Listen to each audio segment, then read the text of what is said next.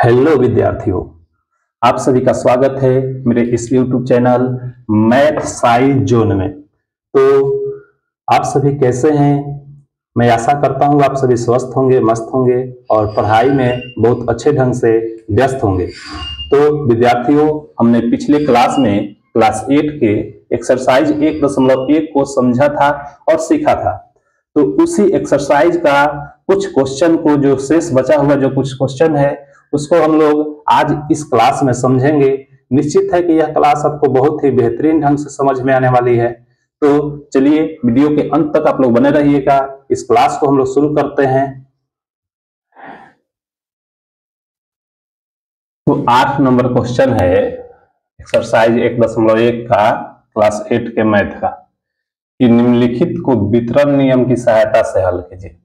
ये जो क्वेश्चन है इसको वितरण नियम की सहायता से हल करना है। तो वितरण नियम यहाँ पर हम लिख देते हैं। पिछली क्लास में भी हमने आपको बताया था कि वितरण नियम होता क्या है कि a गुने b plus c equal to a गुने b प्लस a गुने c। यही हम लोग का वितरण नियम है। ठीक है, किया क्या गया है यहाँ पर कि a को b से गुना किया गया है, प्लस है तो प्लस दिया गया है, फिर a को c से गुना किया गया है। यही वितरण नियम होता है। इसी नियम की सहायता से इसे हम इन दोनों क्वेश्चन को हल करना है। तो चलिए हम शुरू करते हैं। देखिए क्या करेंगे, एक बार वितरण नियम की सहायता से एक बार -3/4 को 2/3 से गुना करेंगे। गुना करेंगे 2/3 से, फिर प्लस है तो यहाँ प्लस देंगे, फिर -3/4 को -5/6 से गुना करेंगे। -3/4 को हम गुना कर देंगे -5/6 से। अब इसका हम क्रिया करें तो यह 3 से यह 3 कटेगा और 2 से 4 कटेगा 2 बार में। ऊपर यहाँ कुछ नहीं बचा तो 1 बचा और यह माइनस बचा है। अब बाटा में यह 2 बचा। प्लस है तो यहाँ हम प्लस दे देंगे। ऐसे भी देख सकते हैं, माइनस माइनस यह प्लस हो गया। अब देखिए 3 से 6 कट के कितना बार गए? 2 बार में। ठीक है, और माइनस माइनस प्लस हो गया है। ऊपर बच गया हमारा 5 और नीचे 4 में 2 से गुना होगा तो 8। अब इसका बाटा का जोड़ बना देंगे। 2 और 8 का एलसीएम, 2 और 8 का एलसीएम 8 हुआ। 8 में 2 से भाग करेंगे 4, 4 में -1 से गुना तो -4, प्लस 8 में 8 से भाग करेंगे 1 और 1 में 5 से गुना तो 5।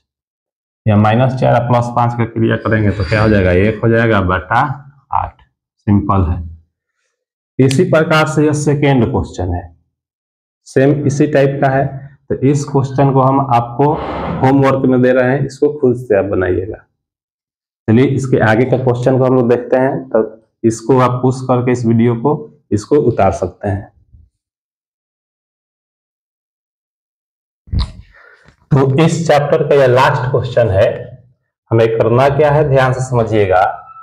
इधर कॉलम अ में कुछ उदाहरण दिए हुए हैं और कॉलम ब में उन उदाहरण का नियम दिया है। इन्हीं सब उदाहरण का इधर नियम दिया हुआ है। यह जो उदाहरण है वह किस नियम से लिखा गया है, ये जो एग्जाम्पल है किस नियम से लिखा गया है, उसी का इधर नियम दिया हुआ है। ठीक है, तो हमें सही उदाहरण को सही नियम से मिलान करना है। तो नियम हम आपको पिछले क्लास में ही बता चुके हैं सब। ठीक है, तो उसके आधार पर इसको आपको बताना है। तो देखिए यहाँ पर है क्या कि -1/2 प्लस 3/4। 1 नंबर प्रश्न में है कि -1/2 प्लस 3/4 बराबर 3/4 प्लस -1/2। तो यहाँ किया क्या गया है कि इस क्रम को बदला गया है। 3/4 को पहले और -1/2 को उसके बाद में। ठीक है, तो ये क्रम को बदल कर जोड़ने से कोई मान में परिवर्तन नहीं होता है। इस नियम को हम लोग क्या कहते हैं? इस नियम को जोड़ का क्रम विनिमय नियम कहा जाता है। तो यहाँ देखिए कि जोड़ का क्रम विनिमय नियम कहाँ पर है, तो यहाँ सबसे लास्ट में है योग का क्रम विनिमय नियम।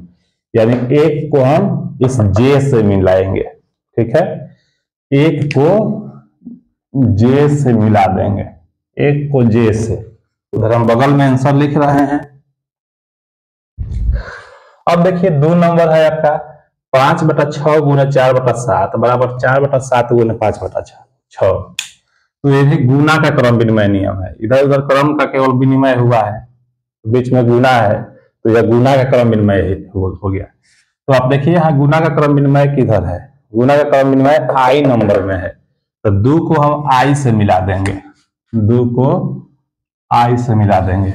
एक बात का ध्यान रखें कि परीक्षा में इस तरह से अगर मिलान करने वाला क्वेश्चन आ जाए तो आंसर हम इसी प्रकार से देंगे। इस तरह से तिरछा तिरछी आप मिलाइएगा तो नंबर कटने का चांस होता है। ठीक है, तो इस तरह से हम लोग मिलाएंगे। 3 नंबर प्रश्न को देखेंगे। -1/2 + 2/5 + 3/10 = -1/2। क्या है कि -1/2 को अलग कर दिया है, इन दोनों को एक साथ रख के जोड़ दिया है। तो यह कौन सा नियम होता है? तो जोड़ का साहचर्य नियम होता है। तो आप इसमें देखिए कि जोड़ का साहचर्य नियम कहां पर है। जोड़ का साहचर्य नियम यहाँ पर H नंबर में है। तो इस 3 को हम H से मिला देंगे, 3 को H से मिला देंगे। 4 नंबर है हम लोग का कि 1/4 + 3/8 = 5/8। ध्यान से यहां समझिएगा कि यहाँ 2 परमीय संख्या को जोड़े हैं तो एक परमीय संख्या ही मिला है। 2 परमीय संख्या को यहां जोड़ा गया तो यहाँ क्या मिला है? एक परमीय संख्या। तो 2 परमीय संख्या को जोड़ने पर विपरमीय संख्या ही मिले तो इस नियम को हम लोग योग के अंतर्गत परमीय संख्या का संवरक नियम या समृद्ध गुण कहते हैं। संवरक नियम के बारे में हम पढ़ाए थे, याद कीजिए। तो देखिए कि यह जो है संवरक नियम कहाँ दिया है। 4 को संवरक नियम है तो F नंबर में दिया है। तो 4 को हम F से मिलाएंगे, 4 को F से मिला दीजिए। फिर यह 5 नंबर प्रश्न है। 5 × 1/2 × 3/4। तो यहाँ क्या है कि 5 को अलग कर दिया है, 1/2 और 3/4 को यहाँ एक साथ लिख दिया है गुना में। तो यह कौन सा नियम होता है इस प्रकार का? तो गुना का साहचर्य नियम। तो गुना का साहचर्य नियम यहाँ कहां पर दिया है? C नंबर में दिया है। तो 5 को C से मिला देंगे। इसके बाद 6 नंबर प्रश्न है। -5/4 में 0 जोड़ा है तो -5/4 ही आएगा। तो याद कीजिए कि किसी भी संख्या को हम शून्य में जोड़ते हैं तो हमें वही संख्या प्राप्त होती है। यह नियम कौन सा है? तो जोड़ का तत्समक अवयव। शून्य जो होता है हमारा जोड़ का तत्समक अवयव कहलाता है। देखिए यह जोड़ का तत्समक अवयव कहां पर दिया है? योज्य तत्समक यहाँ पर दिया है। योज्य तत्समक कहिए या जोड़ का तत्समक अवयव कहिए। तो 6 नंबर को हम इस A नंबर से मिलाएंगे, 6 नंबर को A नंबर से मिला देंगे। इसके बाद देखिए -8/3 को -8/3 को 1 से गुना किया गया है तो क्या आया है? -8/3 आया है। तो किसी भी संख्या को 1 में गुना करेंगे तो फिर वही संख्या प्राप्त होगा। इसको हम लोग गुना का तत्समक अवयव कहते हैं। 1 हमारा गुना का तत्समक है। तो अब देखिए इसको गुना का तत्समक से मिलाना है तो गुना का तत्समक इसमें कहाँ है? B नंबर में है। तो इस 7 नंबर को B से मिला देंगे, 7 को हम B से मिला देंगे। इस प्रकार 8 नंबर देखिए क्या किया गया है, ध्यान दीजिए। 5/2 को एक बार 1/3 से गुना किया गया है, जोड़ है तो यहाँ जोड़ दिया गया है। फिर 5/3 को एक बार 2/5 से गुना किया गया है। तो इस प्रकार जो गुना होता है वह कौन सा नियम है? तो जोड़ पर गुना का बंटन नियम या वितरण नियम। तो यहाँ देखिए जोड़ पर गुना का बंटन नियम या वितरण नियम कहाँ दिया है? देखिए यहाँ वितरण नियम दिया है। तो इस 8 नंबर को हम E नंबर से मिला देंगे, 8 नंबर को E नंबर से मिला देंगे। इस प्रकार 9 नंबर देखिए 5/3 को गुना किया गया है 3/5 से तो क्या आया है? 1 आया है। और याद कीजिए कि किसी भी दो संख्या को गुना करने पर यदि गुणनफल 1 आता है तो उन दोनों संख्याओं को एक दूसरे का गुणात्मक प्रतिलोम कहते हैं। जिन दो संख्याओं को गुना करने पर गुणनफल 1 आता है उन दोनों संख्याओं को एक दूसरे का गुणात्मक प्रतिलोम कहते हैं। तो ये गुणात्मक प्रतिलोम देखिए इसमें कहाँ दिया है? गुणात्मक प्रतिलोम, गुणात्मक प्रतिलोम यहाँ G नंबर में दिया है। तो इस 9 को हम G से मिला देंगे, 9 को यहाँ G से मिला देंगे। 10 नंबर देखिए, दो संख्याओं को जोड़ा गया है तो 0 आया है। तो याद कीजिए कि जिन दो संख्याओं को जोड़ने पर योगफल 0 प्राप्त होता है उन्हें एक दूसरे का योज्य प्रतिलोम कहते हैं। ठीक है, उन दो संख्या का योज्य प्रतिलोम। तो देखिए यहाँ योज्य प्रतिलोम कहाँ दिया है, योज्य प्रतिलोम डी नंबर में दिया है। तो इस 10 को हम डी से मिला देंगे।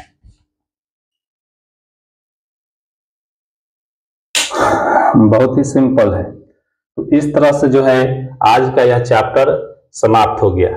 फिर हम लोग अगले क्लास में एक नए चैप्टर के साथ आप सबसे मिलेंगे।